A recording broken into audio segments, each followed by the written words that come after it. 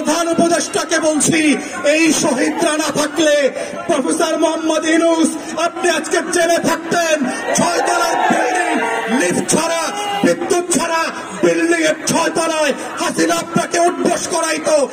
অথচ এখানে অনেক উপদেষ্টা দেখেছি ৭১-এর চেতনা বিক্রি করতে করতে 14ই ডিসেম্বরের শহীদদের কবর জিয়ারত করতে করতে মুখে ফেরা তুলে ফেলেছেন। আজকের ইনকিলাব মঞ্চে এসে যেইভাবে শহীদরা তাদের বক্তব্যের কথা বলছে, সেই উন্মুক্ত শুনানিতে যেটা পিটিভি লাইভ সম্প্রচার করবে, সেখানে শহীদ পরিবার এসে তার গল্পের কথা বলবে, তার কষ্টের কথা বলবে, তার আকাঙ্ক্ষার কথা বলবে। আগামী দিনে আওয়ামী লীগের রাজনীতি থাকবে কি থাকবে না, সেই কথা 1400 শহীদ পরিবারকে সিদ্ধান্ত নিতে হবে। কোন সুশীল উপদেষ্টার কথায়, কোন শাশুড়ির কথায়, দিল্লির কথায় সেই সিদ্ধান্ত হবে না।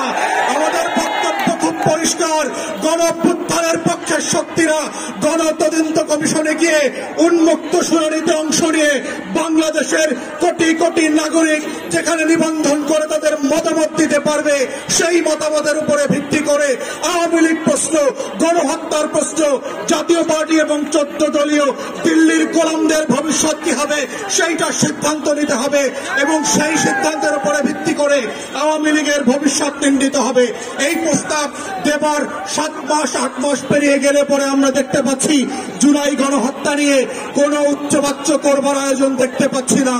জুলাইয়ের গণকবর যেটা আমরা আগস্ট সেপ্টেম্বরে ভিজিট করেছি, সেইখানে উপদেষ্টাদের যাবার কোনো মদত দেখতে পাচ্ছি না। অথচ এখানে অনেক উপদেষ্টা দেখেছি ৭১-এর চেতনা বিক্রি করতে করতে 14ই ডিসেম্বরের শহীদদের কবর জিয়ারত করতে করতে মুখে ফেরা তুলে ফেলেছেন। কিন্তু রায়ের বাজার বধ্যভূমিতে জুলাইয়ের 114 শহীদের কবর জিয়ারত করার সময় তাদের নাই। প্রধান উপদেষ্টাকে বলছি, এই শহীদরা না থাকলে প্রফেসর মোহাম্মদ ইউনূস আপনি আজকে জেলে থাকতেন। 6 তলার বিল্ডিং, লিফট ছাড়া, বিদ্যুৎ ছাড়া বিল্ডিং এর 6 তলায় হাসিনা আপনাকে উঠবস করাইতো। সেই দিনের কথা ভুলে যাবেন না। আপনার মামলাগুলো আজকে আদালত দিয়ে নাই করে দিয়েছেন। এই নাই করার রাজনীতি হইতো না, আপনার মামলা চলতো। যাদের কারণে, যাদের রক্তের কারণে আজকে আপনি বেকসুর খালাস, যাদের রক্তের কারণে আপনি প্রধান উপদেষ্টা হয়েছেন, তাদের রক্তের বদলা যদি না নেন, আপনাকে আগামী দিনের মানুষ ক্ষমা করবে না। বাঙালির চরিত্র বুঝতে হবে। তারা প্যারিস থেকে এসে এনের নায়ক যেভাবে বানাইতে পারে, তারা মির্জাপুরের মতো খলনায়ক বানাইতে পারে। এই রক্ত দেওয়া শহীদ পরিবারের এই ইতিহাস ভুলে যাবেন না। তাই আমাদের বক্তব্য হচ্ছে, গণতদন্ত কমিশনের মধ্য দিয়ে আওয়ামী লীগ প্রশ্ন রিজলভ করেন। এবং আমরা বারবার বলেছি বিভিন্ন প্রেসে এবং টকশোতে কি কি অপশন হতে পারে। প্রথম অপশন হচ্ছে নাৎসি মডেলে আপনি আউটরাইট আওয়ামী লীগ, জাতীয় পার্টি এবং 14 দলকে নিষিদ্ধ করে দেবেন।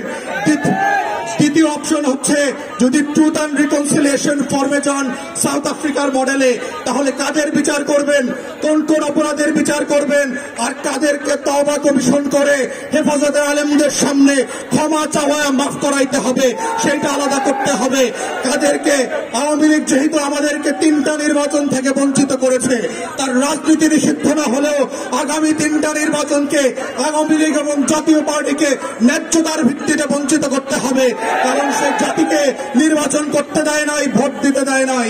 আওয়ামী লীগের কোন পদস্থ নেতা ওয়ার্ড ইউনিয়ন থেকে শুরু করে যারা এমপি মন্ত্রী হয়েছে গত 16 বছর, তারা বাংলাদেশে আর কোনদিন রাজনীতি করতে পারবে না। ঠিক এইরকম শক্ত করে গণতদন্ত কমিশনের মাধ্যমে প্রয়োজনে গণভোটে দিয়ে আওয়ামী লীগ, জাতীয় পার্টির প্রশ্ন ন্যায্যতার ভিত্তিতে সমাধান করবার মধ্য দিয়েই আজকের এই শহীদদের বিচার ফয়সালা হইতে হবে। এই দাবি আহ্বান রেখে আমার বক্তব্য এখানে শেষ করছি। সবাইকে অসংখ্য ধন্যবাদ। আসসালামু আলাইকুম।